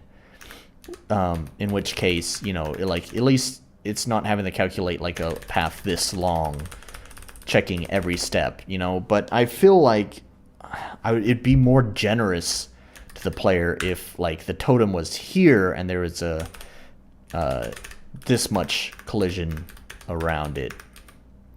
So you'd have two spaces. Let's just do the regions here. I can just show you right now. So like we'll mark the totem with 247 just with blue. And then around it, we'll use 245. So then you'd have like here, here, here, and here. So this would be the acceptable region to be standing in to trigger the correct fight. I would like to do that, but then again, anytime the player steps here or here or here or here, there's going to be that one frame pause. So I don't know if I want to do that with region IDs. So then the inverse is true if I did it the other way, where it's like the boss goes to the totem. In that case, it's kind of the opposite, where it's like I could easily tell the game what fight to start once the boss has finished executing its movement route to the totem. The problem now is actually the moving to the totem part that becomes difficult to do because of the way that RPG Maker handles that handles the movement stuff. So first of all, I've talked about this before. Annoyingly, there is no like move to destination. Like I can't just assign a destination and tell the boss to go there. So I would have to assign a movement route. And assigning a movement route is basically telling an event to take these individual steps to get to the point you've specified. So I have to specify the steps that it takes. So I could either, like, for example, I'm saying I want it to move here, and it's located here. I just realized I'm applying tiles. Let's stick here. We want it to move here, and currently the event is here. So in that case, I could tell it to move up, up, up, up, up, up, up, up, up, up, up, up. And each one of those would be individual steps. I'd have to specify that many ups. And then I could tell it to move left, left, left, left, left, left, left, left, left, left, left, left, left. Right? Or I could tell it to do something zigzaggy, like left up, left up, left up, left up, left up, left up, left up, left up, left. That wasn't left, but you get my point, right? Like you would just zigzag until it got back to there. Or I could also do this way. Here's the main thing. Like, first of all, I mean, it means that it's always going to be scripted, which is not always the best, because that means it's always going to play out the same every time, which, by the way, it's another annoying thing, is that there would be no way that I could tell it to randomize which totem it moves towards. You know, I just have to script it to always move towards, you know, like this totem first, and then this totem second, and then this totem third, or whatever the case may be. So that's kind of a disappointment. And then when it's in the middle of its current movement route, you know, I told it to execute these steps. RPG doesn't like it when you interrupt your specified movement route. So if I told it to start moving here, and these are all the steps, if I interrupted at any point in those steps, sometimes things will work, sometimes things don't like that. And so if the player were to encounter the enemy on the way through the movement route, there may be some jank. So, yeah. I think I prefer the pursuing option, just because I actually see some... I can envision how I might be able to actually execute that.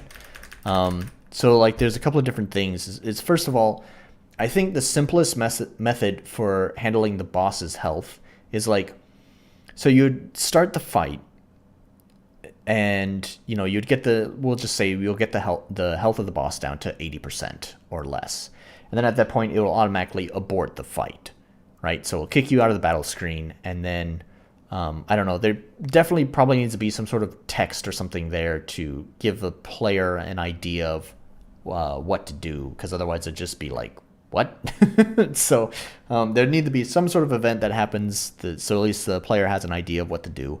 And then from that point, what I can do is actually, as it's exiting the fight while it's fading out, is basically it's going to take this boss sprite that triggers your that first part, that first phase of the fight, and basically while the screen is black, fading out, transitioning from the battle scene to the world scene, basically just throw that boss somewhere way off in the distance, turn it invisible, whatever, move it away, and then take another copy of that boss and move it down. But this one will trigger a fight now with the new parameters, like the less health, but it might have the powerful buff on it. And so we'll drag that down during that fade out. And now this one will also have the pursue player command on it. So as soon as it spawns in, it's going to want to move towards the player. And so now the player is going to want to try to run away from it and move towards the totem, where then it will trigger the fight with the boss properly. That should have the totem and the boss there. Yeah. Sounds like a real fucking nightmare to do, but it sounds kind of cool. Um, so yeah, and I can definitely imagine. Like, here's the cool thing: is getting to use. I know this is so stupid because I'm a musician. All right, I'm a musician. I like my music. Here's the thing: is that I get to use my battle music, but outside of the actual battle scene. Right. Um, I've mentioned this when I showed it off, but holy shit, do I love my boss music! It is so fucking good. Yeah, I'm tooting my own horn. Fuck you. It's just I love it so much. Where is it? Let's bring it up. It's buried in folders here. I have this. I really need to organize this a little bit better because it's in layers. Let's just say layers and layers of folders. But yeah, let's bring that up. Where is it? Where is the Amen break? Fiddle versus the Amen break. That's not the one though. Where is the? Where is it? Where is it? I've implemented it into the game, right? I'm pretty sure I implemented it into the game. Did I not implement it into the game? I might not have implemented it into the game. Well, then we'll just use this one. It's fine.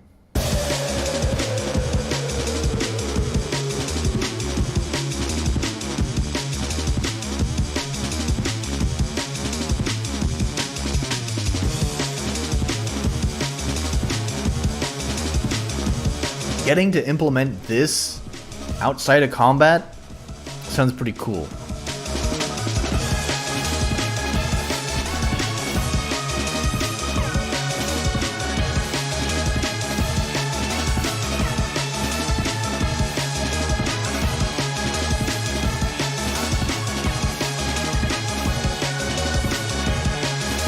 So yeah, that's the music. Anyways, yeah, so that's the idea for that boss. I'm not gonna put it in the sandbox because I feel like there's so many variables and parameters that just need to be set up that it would just be better off to just do it like not in a test environment but just in the game itself.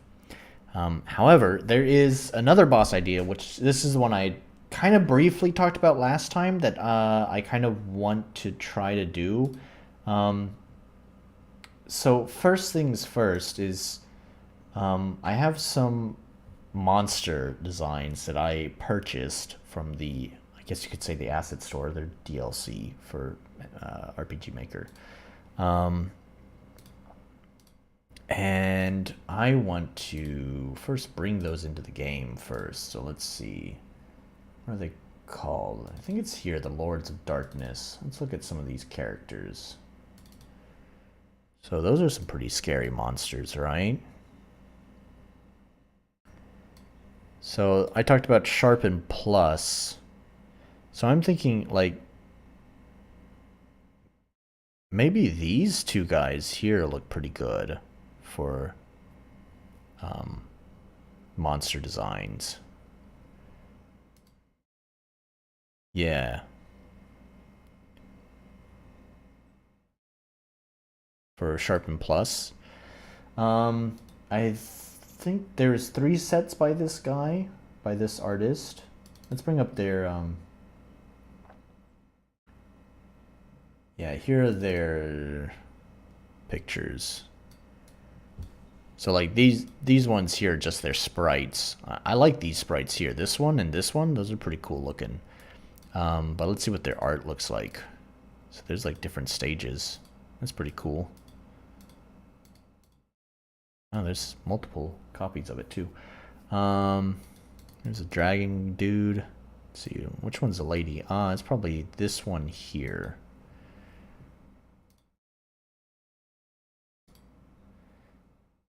That guy's probably this one. I actually kind of don't like how anime he looks there. So I don't know if that would be Sharpen Plus.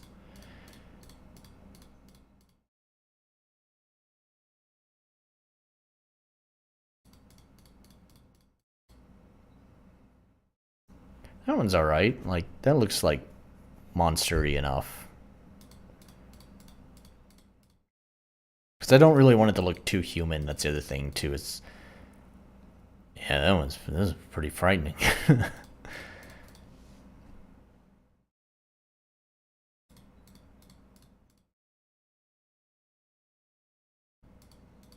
This one, like, I can definitely see that one like being the boss in the cave. Just because it has the crystals on it. Like, I think that would be great for the cave, and I may potentially use that one for the cave. Um, yeah, I didn't see anything for the forest. I doubt I have this, but I thought in my mind it'd be cool to have like kind of like a giant beetle or something insect-like. But like I said, I think there's 3 packages, and I bought all of them. Maybe, I think there was a sale recently, so like all the stuff was like cheap, so I just bought them. Um, these ones are enemies. Let's look at the sprites. So this is just like that's like more accurately seems to reflect the chicken monster in the default game, which I'll probably use that actually. But again, that's yeah, definitely a monster. So I I like that mimic. This is a nice mimic. But I don't know if there's gonna be any room for mimics in my game. But it's pretty neat. I like how it uses the default chest design in MV2. That's pretty cool. That's a plant monster. Yeah. I feel like these are just like missing. I think a lot of these enemies are in RPG Maker. They just don't have sprites. So I feel like this is just kind of filling in that gap. Let's just see.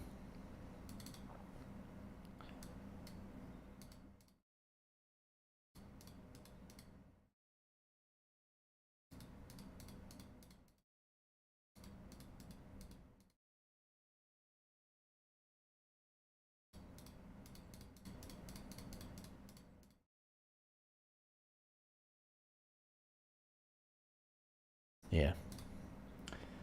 All right. Um, that's it. Both of those are labeled KH, and those are the only 2 KH packages that I have. So maybe I didn't buy all 3, or maybe there wasn't 3. Maybe I'm just making stuff up. Um,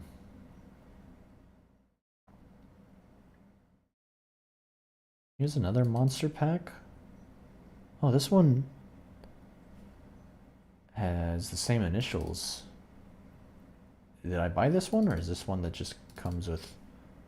No, no, no. Wait. Did I buy this one? I don't recognize this one or this one, but I kind of recognize the beholder there. Let's look at pictures. What do we have in pictures? I don't recognize that. That's pretty spooky there. I like that though. That could be a good forest boss fight because it kind of looks flowery.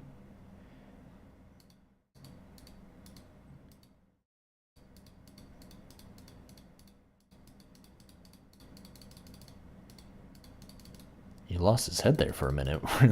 Where did his head go?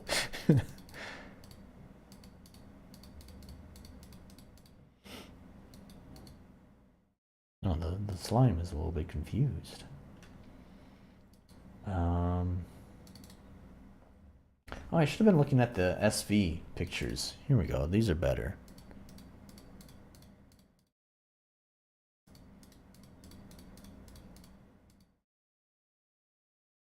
That's a big ass fucking mech. It's kind of cool, but I don't think I can fit that into my game. I don't know. Maybe I could make it part of the final boss or something.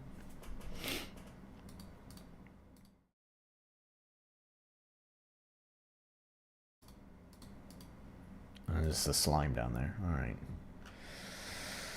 Way down at the bottom. So yeah, that was the other one that I had purchased. So I did buy 3. I don't think I bought 4. Well, I don't know what Sangokushi is. What is that? I didn't buy this. I don't know what this is. I think this must have been a free DLC or something for RPG Maker. Um,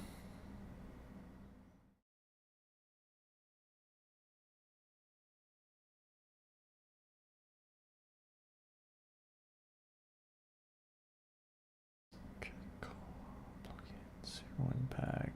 There's my tile sets. I think the Dark Fantasy character pack comes with RPG Maker as well. Let's see. Don't recognize those? Oh, but I do recognize those. Weird.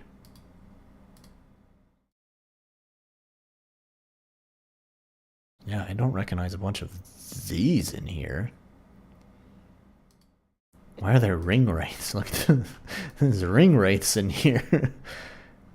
I don't recognize any of those, but I recognize some of these. Like some of these characters I'm using, like the old man and the old lady and this girl, like I'm using in my game already. So like I have some of these characters, but I also don't have some of them. That's weird.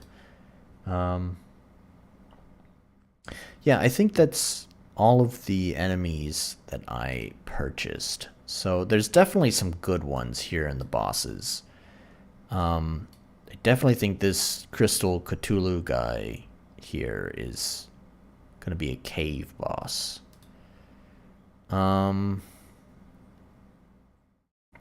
are some pretty good boss designs as well that just come with RPG Maker. So let's like look at some of those. I think some of the big bosses are down here. Yeah, big monster. So yeah, there's like this guy. This is the maker right there. So he's already reserved for the final boss. But I do kind of want to have him like I'm thinking of having him do 3 stages or 3 phases. And because you already fought him in this phase, if you played the first game, go check it out. It's free on itch.io. And so rather than making the final boss just that same fight again, it would be nice after you beat him again in this form, he'll then transform and then again one more time into something even bigger and more frightening, which might be where I can use that robot design. I don't know, but anyways, what else do we have down here? You know, like this dragon might be good for the forest. I don't know. What about this thing? That weird thing. Let me find the side view version of that thing. I keep pushing the wrong button. Enemies. We'll just go here. Check images. We have an angel, assassin bat, behemoth.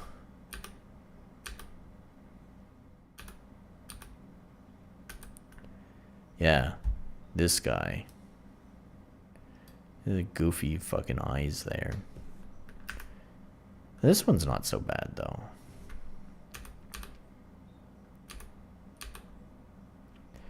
Yeah, the dragon looks okay.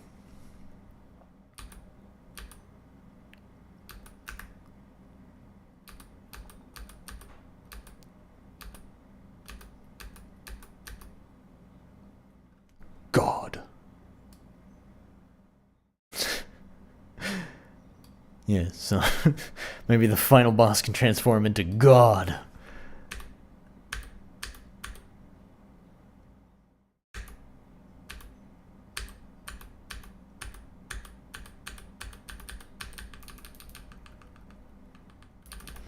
Alright, so I'm not completely sure. What I'm gonna do is I'm gonna go ahead and move these. I'm gonna move these files into my folders. So let's do that real fast. Where's my?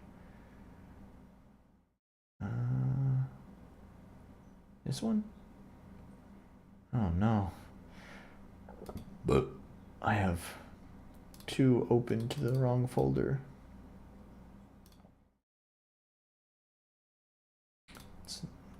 Where's my game? Games project. There, okay. I think it's an image.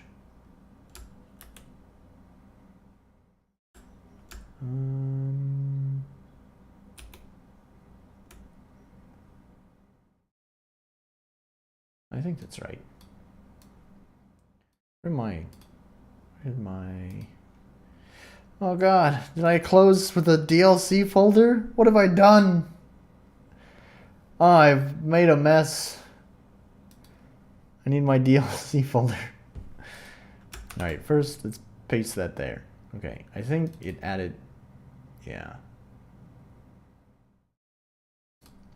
Alright, we gotta open up the folder again.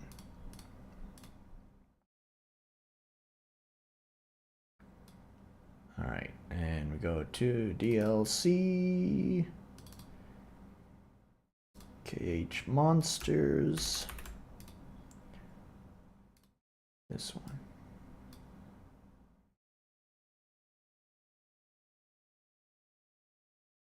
What is Battlers?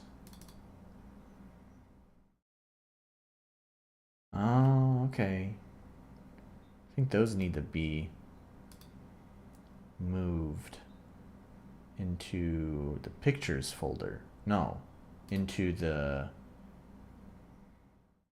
side view enemies folder. You can't see any of this because it's on the other screen, but just trust me.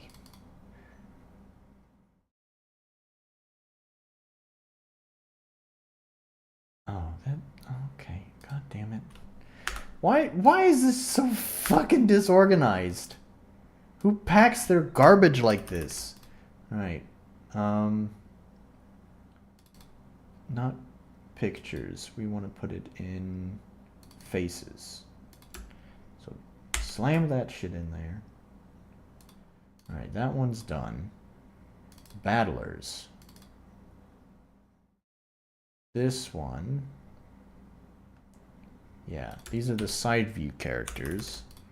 We need to put that in side view enemies. Here.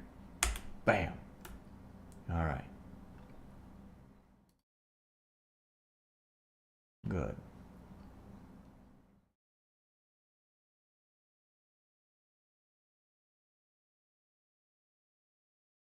And the pictures. Oh, fucking...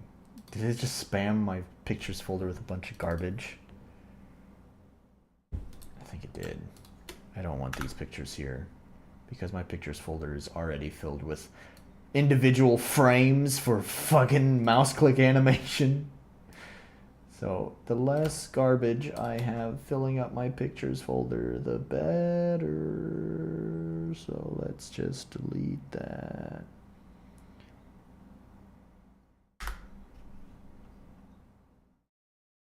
Although I guess if I have the pictures, it might be nice to have like a on-screen visual novel style character present, but whatever. If I want them for that, I will copy them back into my pictures folder. For now, I don't want them there, so I'm just gonna get rid of them. Alright, so that's monsters and bosses. What was the other one? The other one was... What do they call it? MV Monsters. I think that's the one. Oh, this is actually organized. Well, what's enemies? I don't think that's a normal folder. Yes, it is. Alright, never mind. So, yep, this is all organized neatly. Just copy, paste, dump it in there. Bam. It also has pictures, huh? I shouldn't have copied that. What have I done? I have filled my folder up with a bunch of garbage again. Alright. There. Okay.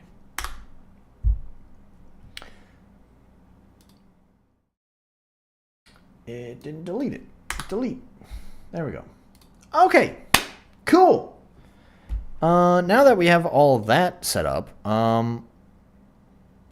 let's change maximum to fucking set it to 20. So we want plus and we want sharp.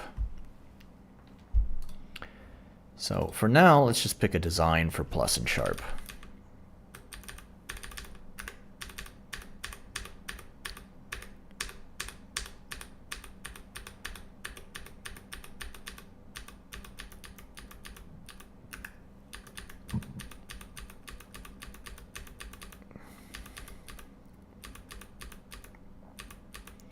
I don't really want anime dude as plus and sharp. Kind of want them to look vaguely humanoid, but also demonic. Like, anime dude with horns is almost there.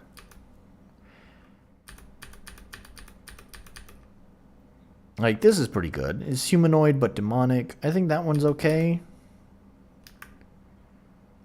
So that one is plus. That one works for plus, I think. How does it look with hue? Oh, you can do some wacky stuff with the hue. So, let's see. You have them with breath, with no breath. Definitely looks better with no breath. No fiery eye. No breath, no fiery eye. Fiery eye with breath. Oh, and no energy. I think that's also better, no energy. So yeah, let's do that one. So for plus, there, and then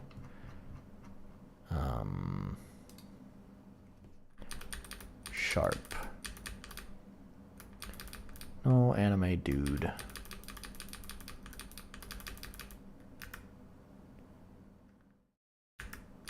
See, I don't know. I like this design, but maybe I want to use him for the final boss.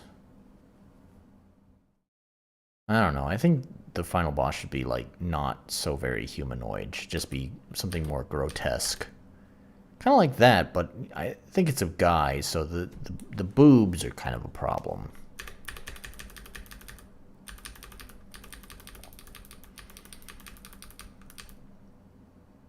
Why is this one highlighted?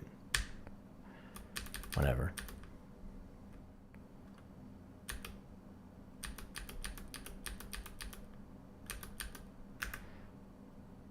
Like, I know I said that one would probably be good for the forest, but I think that would almost be better for the final boss.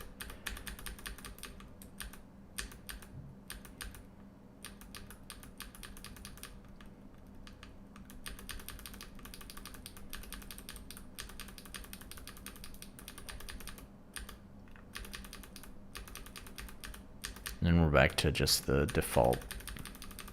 Yeah. Alright, then I think I might use... Where did he go? He's up here somewhere. Just before this lady, I think. Yeah, I think I might use this guy for sharp. I think I want the little will-o-wisps around him. Yeah, that one.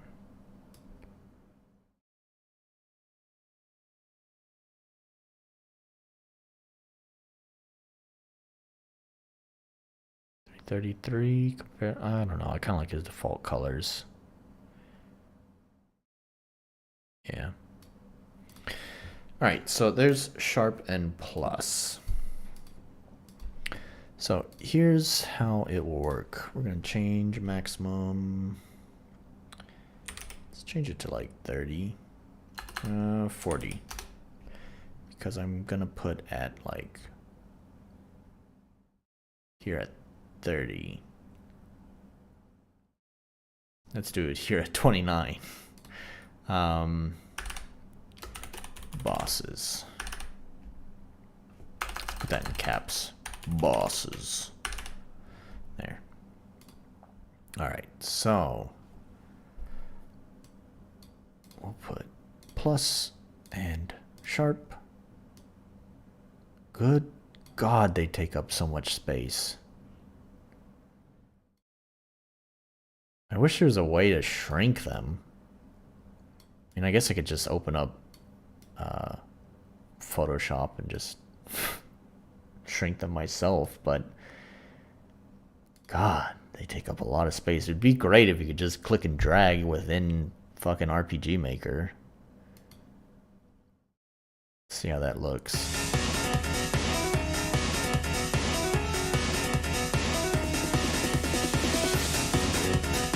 Yeah, it's pretty fearsome. When you see this, when you see this as the boss fight, that's when you go, oh, fuck.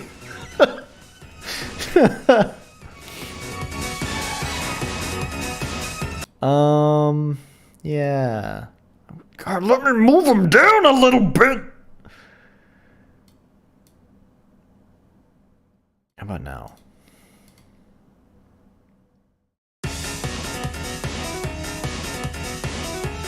See, that's better.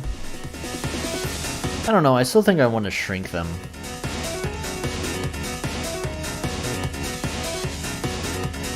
So I'll probably have to do that. I'll probably have to open up Photoshop and just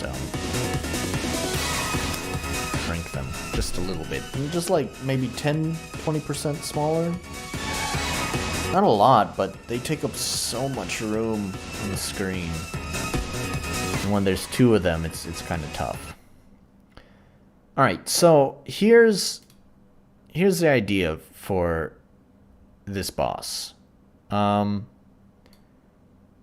So we already talked about the state stacking, right? So here's what I'm thinking: is one of the bosses in the fight is about removing stacks of states from themselves, like it's a support, removing state stacks, while the other one is healing. So, like, one focuses on removing states. One focuses on reducing your damage as a player, while the other one focuses on healing to recover the damage you do as a player. So then the challenge becomes figuring out which one do I kill first. Do I kill the one that is removing the states, or do I kill the one that is healing?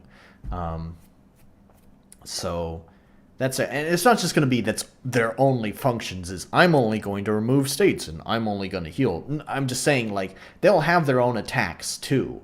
It's just that one is going to be more about focusing on reducing your damage, while the other one is going to focus on recovering the damage you do.